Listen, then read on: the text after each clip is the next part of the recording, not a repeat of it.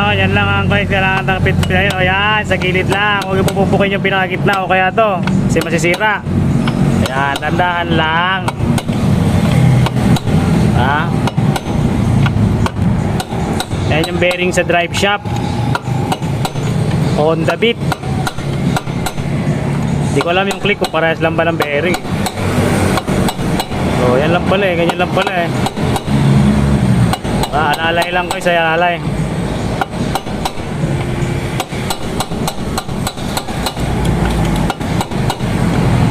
Paikot lang, paikot yung pagpupok nya.